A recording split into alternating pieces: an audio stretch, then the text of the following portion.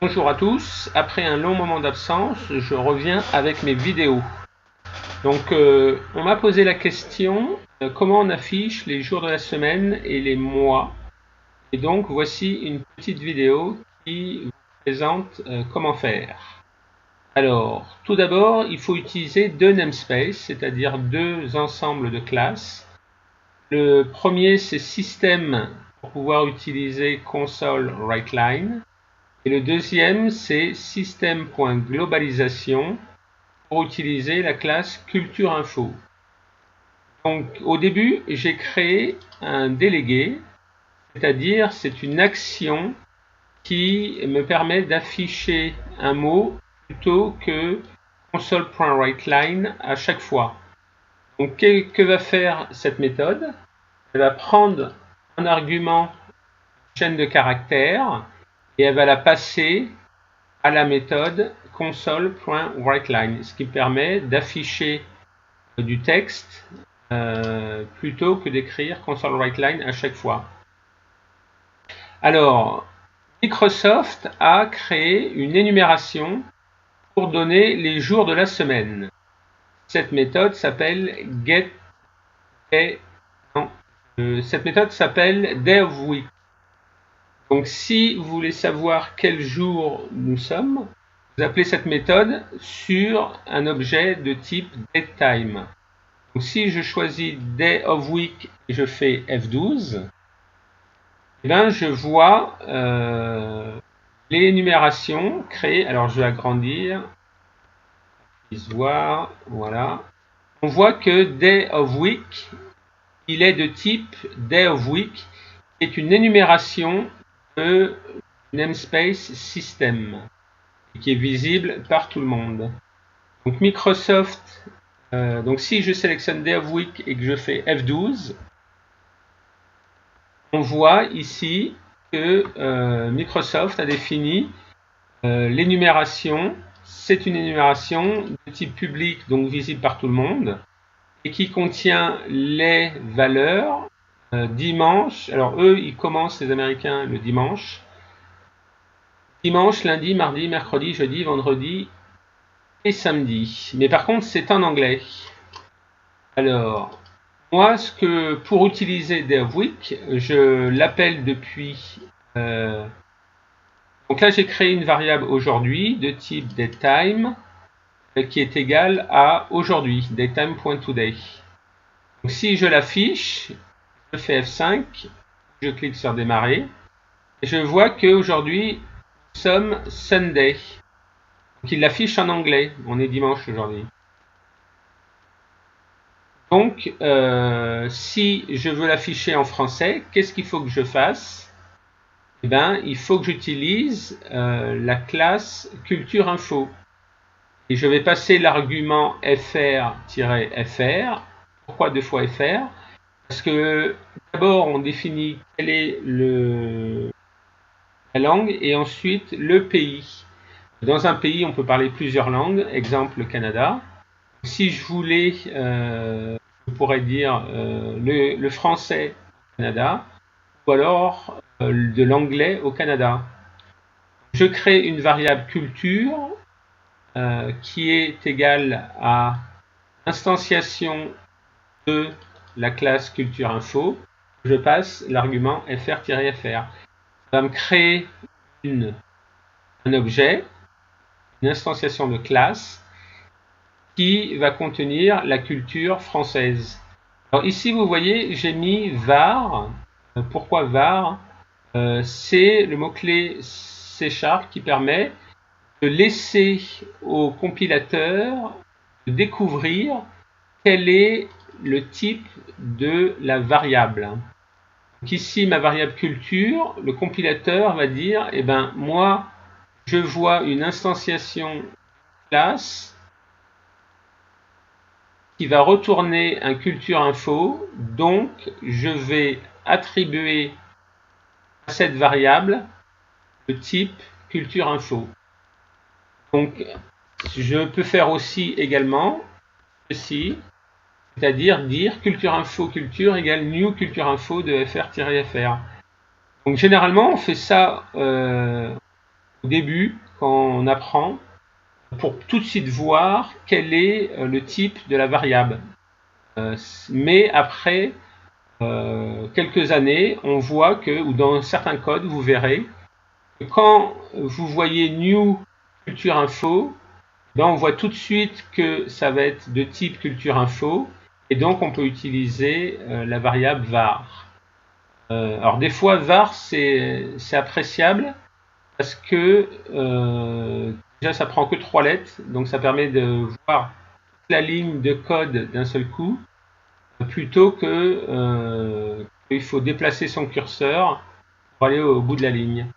Donc c'est à vous de voir. Moi je vous conseille d'utiliser ça, c'est beaucoup plus parlant, mais vous verrez que dans certains codes, certains développeurs ils mettent var pour aller plus vite. Donc ici je définis une variable que j'appelle jour qui est égale à culture.getTimeFormat.getDayName, c'est-à-dire obtenir le nom du jour. Et je passe à cette méthode l'argument datetime.today.dayofweek, donc le jour d'aujourd'hui. Et ensuite je l'affiche en français. Donc je fais F5 et vous voyez que le Sunday il s'est transformé en français en dimanche.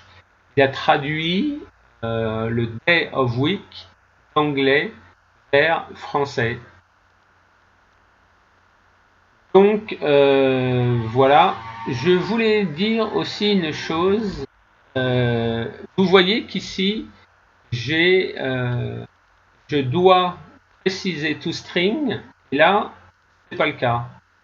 Alors si j'efface toString ici, vous voyez que j'ai un message d'erreur qui me dit l'argument de type day of week ne peut pas être assigné au paramètre de type string.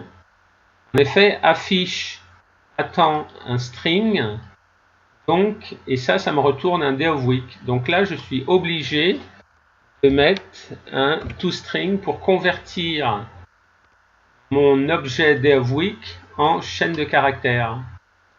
Et alors, pourquoi ici, si je mettais toString, il serait redondant? Là, vous voyez qu'il est grisé et que ReSharper me dit redondant, il n'y a pas besoin de mettre toString à cet objet. Pourquoi? C'est parce que affiche attend un type string, chaîne de caractères, qui commence à afficher une chaîne de caractères. Donc il sait que tous les éléments qui vont venir après cette chaîne de caractères seront forcément de type chaîne de caractères. Et donc il va convertir automatiquement, implicitement, mon objet day of week en chaîne de caractères. Voilà, c'était un petit aparté. Donc tout comme on affiche les jours de la semaine, pour les mois, c'est la même chose. Il faut appeler pour cela la méthode months, alors la propriété months plutôt, qui retourne un entier. Donc si vous voyez qu'ici j'affiche le numéro du mois est un entier dans datetime.today.months. Donc si je fais F5, je vois que le numéro du mois est le 5. Donc c'est bien un entier qui m'est renvoyé ici. Moi je veux le convertir en lettres.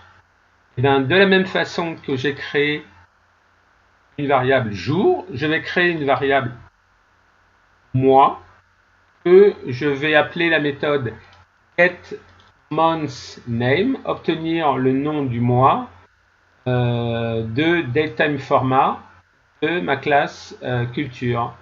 Et en passant en argument une date qui est aujourd'hui.mois. On a vu qu'aujourd'hui c'était datetime.today. Donc je lui passe un entier mois ici, non, ici, et lui il va me le convertir, il va changer son format selon la culture que je lui ai définie. Et la culture que j'ai définie ici, c'est français, pays, France. Donc ensuite, je lui demande d'afficher le mois courant. Et donc, j'affiche mois. Donc, il va convertir le numéro en nom. Et ça va donner le mois de mai. Le 5e mois de l'année, c'est mai. Donc, voilà comment vous pouvez utiliser les jours et les mois. Alors, rien ne vous empêche aussi de définir une énumération. Ici, j'ai appelé jour de la semaine avec les jours que vous voulez. Alors, ça peut être tous les jours, ça peut être du lundi au vendredi.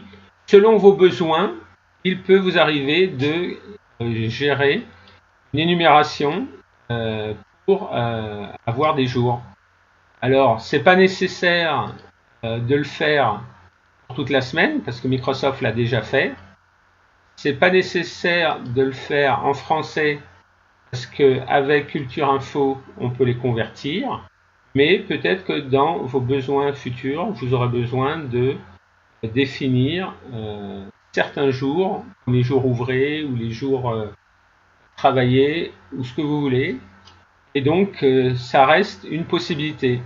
Et si moi je devais créer une énumération avec tous ces éléments-là, ça ne servira à rien, sachant que Microsoft l'a déjà fait dans le framework.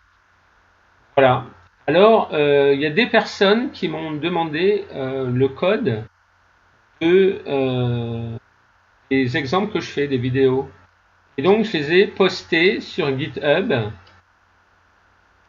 Alors, voici ma chaîne. Vous pouvez retrouver tous mes repositories, si vous voulez. Et il y en a un que j'ai appelé Tutoriaux. Et donc, dans Tutoriaux, donc alors ma chaîne, c'est github.com/fred@github.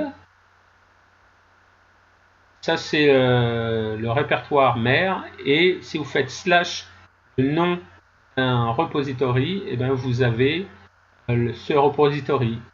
Donc là, j'ai créé un repo où j'ai mis l'exemple de mon code.